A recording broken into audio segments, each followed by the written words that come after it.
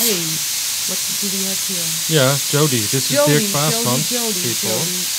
Dirk Paesmans of the renowned internet art performance duo Of Jodi, the art collective making generative internet art, trying to break also with the idea of authorship and originality. So they're famous for making internet art, and this is one of the few rare physical analog pieces, and you can either use your headphones not to hear me but to protect your ears from the noise outside the booth.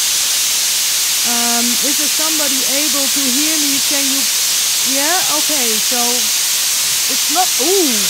Can you still hear me? It's not that loud. Wow. Is it not that loud? It's okay. Okay. So is it getting colder?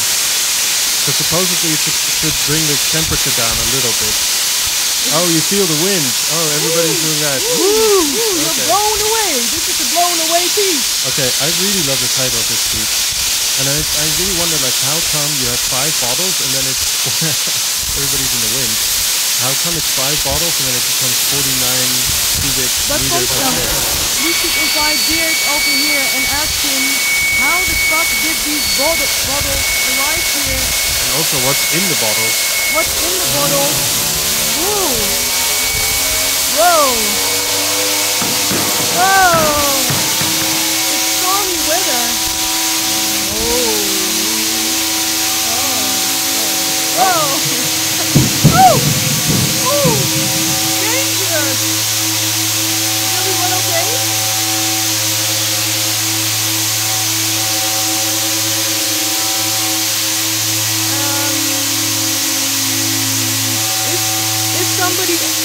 Is there somebody hearing this and able to ask Dirk whether he can come over?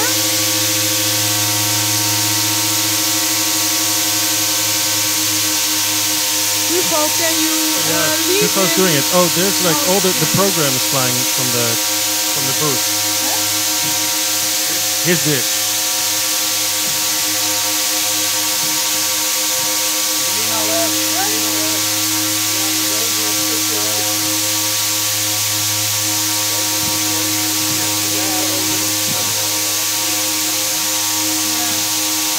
Be careful because those cylinders can't fly. Yeah, you have to. Yeah, so they're not supposed to be lying down, so it's okay. So can be dangerous.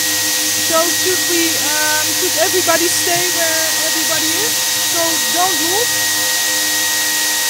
Dirk, can you tell us what is actually happening? What kind of gas is this? It's exactly as written on the screen. It's a volume which has been compressed, which is released to its original volume. So in this case, it's air. And is this the first time these gas containers are making this kind of noise? Yes. Is this the first time you did it?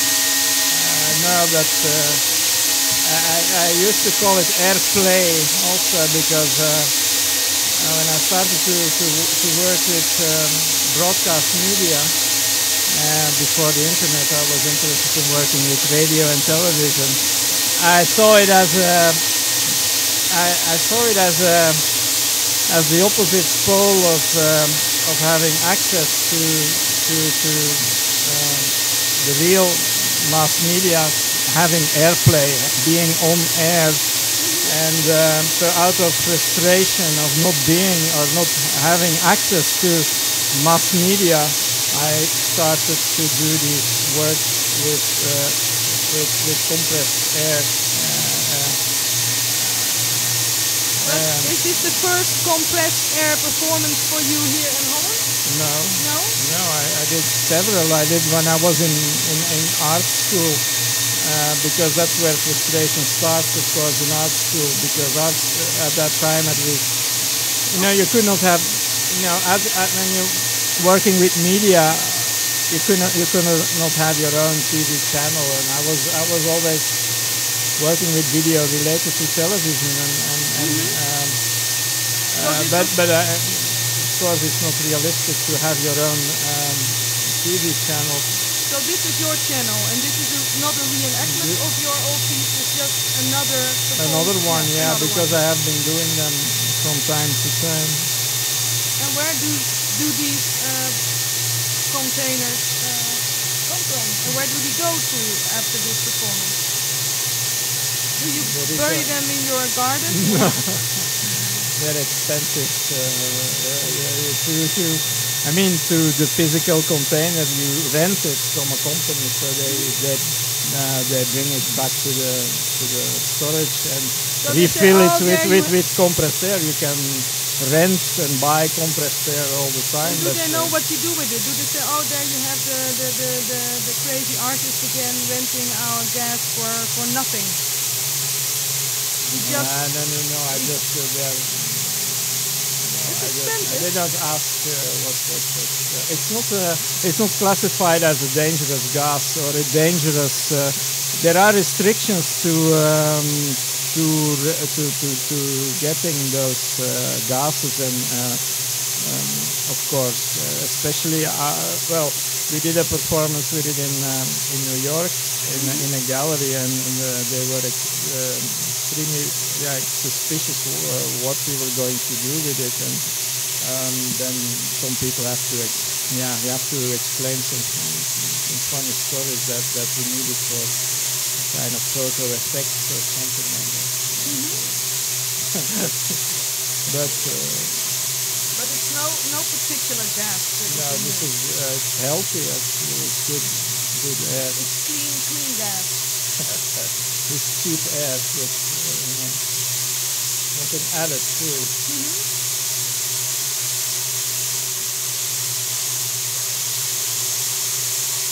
I once had one of the setup with 9 or more. Nine cylinders, and they fell over also. This was kind of what caused dangerous that because was it blow each other away? Yes, but I don't know. Maybe someone was. I don't know. I didn't see anyone bumping into them. So one cylinder. Probably the current of the air, which kind of feeds back from the walls, or which comes back that then pushes one over, and then they fall. This is a wooden floor, which is good, but if they fall on a stone floor, if the nozzle, as it said, breaks, then they fly away as projectiles. But nobody was ever injured? No, it's also not meant to be dangerous, of course, but there is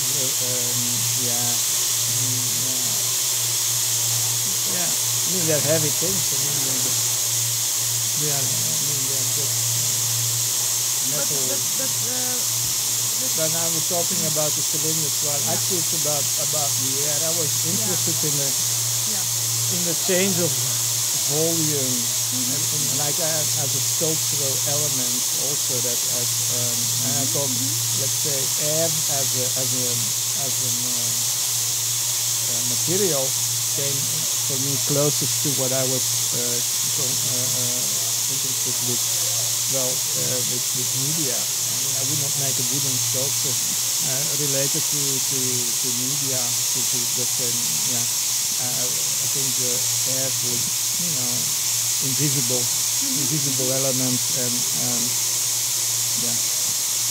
that's probably the main attraction and interest for me. That it's an invisible element, while it's a real element we all use and live in, and it has its let's say air is a cast where we all it's around us, so we are actually caught in air. Around us is a mold continuing. Let's say we are like fish in air. Fish in the water. We are like humans in air, so it's an important material. Normally we are not aware of the air, and your piece makes us more aware of the air, makes us aware of the space that we are in, and that we're together, and that we are doesn't want to move into the wind that is caused by this air, or want to move out. But It's also, yeah. It causes a lot of movement, at least.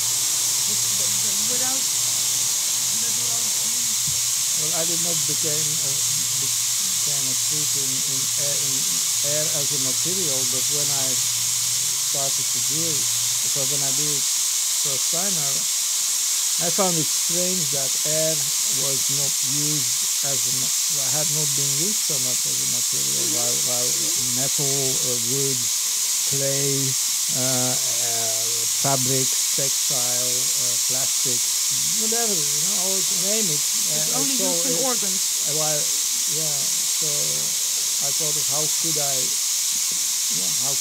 use it, and it became this kind of performative installation. Also that I didn't want, because it's pneumatics, let's say, there's a lot of like functional air compression, like they sell this as a functional to set something in motion or to freeze something and things like that. So I was, for me, the only that I was interest was to make something useless with it, so I could only just release it, and I found out it was quite spectacular or interesting to just release the force of the compression. I mean, to see this force of compression, and then it's like a firework, but it's an airflow. It's like useless fire floating, shooting in the sky is equally useless, but air being released, and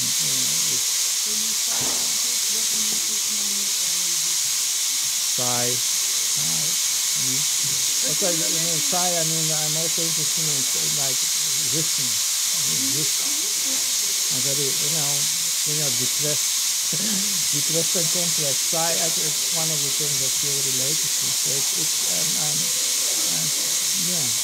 I'm confident of that. Well, but it was a good choice to make this work as a opposition to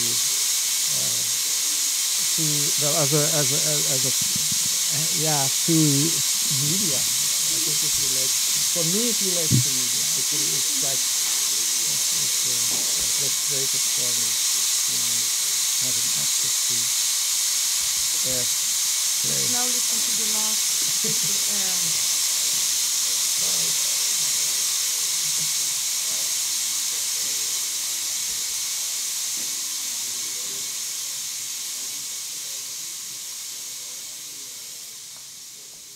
Last bits can take the longest time.